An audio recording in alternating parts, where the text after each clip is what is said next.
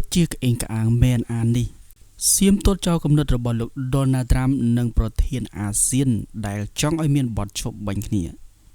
បងប្អូនទាំងអស់គ្នាតាមរយៈការសន្ទនាតាមទូរស័ព្ទជាមួយនឹងលោក Donald Trump ប្រធានាធិបតីអាមេរិកនិងនាយករដ្ឋមន្ត្រីម៉ាឡេស៊ីសម្ដេចបវរធិបតីហ៊ុនម៉ាណែតនាយករដ្ឋមន្ត្រីកម្ពុជាបានស្នើសហរដ្ឋអាមេរិកនិងប្រធានម៉ាឡេស៊ីដើម្បីប្រើសមត្ថភាពប្រមូលព័ត៌មានតាមរយៈផ្កាយរណបដើម្បីដឹងថាអ្នកណាជាអ្នកបង្កើតសង្គ្រាមមុនសម្ដេចធិបតីបានសរសេរនៅលើបណ្ដាញសង្គមនៅព្រឹកថ្ងៃទី13ធ្នូឆ្នាំ2025ដែលមានខ្លឹមសារដូចនេះថាខ្ញុំបានពិភាក្សាតាមទូរស័ព្ទជាមួយនឹងអាដាមអាល់វ៉ាអ៊ីប្រាហ៊ីមនាយករដ្ឋមន្ត្រីម៉ាឡេស៊ីនៅថ្ងៃប្រហ័សទី11ខែធ្នូកាលអំពីយប់មិញនៅថ្ងៃទី12ខែធ្នូឆ្នាំ2025ជាមួយនឹងអាដាមដូណាល់ត្រាំប្រធានាធិបតីសហរដ្ឋអាមេរិកដើម្បីស្វែងរកវិធីឲ្យមានបទឈប់បាញ់រវាងកម្ពុជានិងថៃហើយឲ្យភាគីទាំងពីរវិលមករកការអនុវត្តសេចក្តីថ្លែងការណ៍រួមនៅទីក្រុងកូឡាឡាំពួរវិញសម្ដេចបានបន្តថាខ្ញុំបានថ្លែងអំណរគុណដល់អាដាមទាំងពីរចំពោះការខិតខំប្រឹងប្រែងបន្តបន្ទាប់សម្ដៅឲ្យសម្រេចនៅសន្តិភាពយូរអង្វែងរវាងកម្ពុជានិងថៃកម្ពុជាតែងតែប្រកាន់ភ្ជាប់នៅជំហរក្នុងការស្វែងរកការដោះស្រាយជម្លោះដោយសន្តិវិធីស្របតាមស្មារតីនៃសេចក្តីថ្លែងការណ៍រួមនៅទីក្រុងកូឡាឡាំពួរសម្ដេចបវរធិបតីនាយករដ្ឋមន្ត្រីបានគូបញ្ជាក់ថាចំពោះហេតុការណ៍ដែលបានបាញ់ប្រហារនៅរសៀលថ្ងៃទី7ខែធ្នូឆ្នាំ2025បានបណ្ដាលឲ្យមានការផ្ទុះអាវុធសារជាថ្មីរវាងភាគីទាំងពីរខ្ញុំបានផ្ដល់យោបល់ដល់កងទ័ពស្ថាប័នជំនាញរបស់សហរដ្ឋអាមេរិកនិងប្រទេសម៉ាឡេស៊ីអាចប្រើសមត្ថភាពប្រមូលព័ត៌មានរបស់ពួកគេដូចជារូបភាពតាមរយៈផ្កាយរណបដែលបានថតអំឡុងពេលនិងក្រោយពេលរយៈពេល24ម៉ោងដើម្បីផ្ទៀងផ្ទាត់ថាតើភាគីខាងណាជាអ្នកបាញ់មុន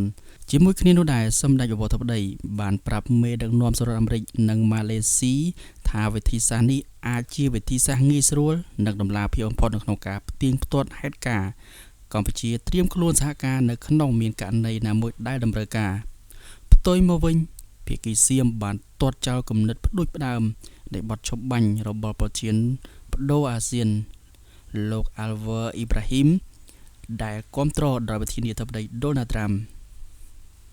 កងកម្លាំងយោធាថៃបានបន្តបាញ់ផ្លោងមកកម្ពុជាជាច្រើនគោលដៅ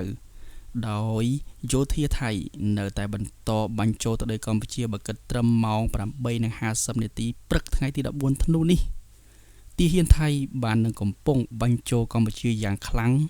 បូកជាមួយនឹងកន្លែងផ្សេងទៀតដែលថៃបានរុញកម្លាំងថ្មើរជើងចូលមកផងដែរតែត្រូវបានកងកម្លាំងយើងទប់ទល់និងបាញ់ទប់ស្កាត់យ៉ាងខ្លាំងក្លាសម្រាប់សមត្ថភូមិថ្មដាខេត្តពោធិ៍សាត់ទាហានថៃបានប្រើឯកដល់6បាញ់ទម្លាក់និងប្រឹងបញ្ជូនកម្លាំងថ្មីថ្មើរជើងចូលកាន់កាប់ទីតាំងយើងតែកម្លាំងយើងទប់ទល់និងវិបកយ៉ាងខ្លាំងក្លាសម្រាប់សមរភូមិនៅបឹងត្រកួនទាហានថៃបានបាញ់ផ្លោងចូល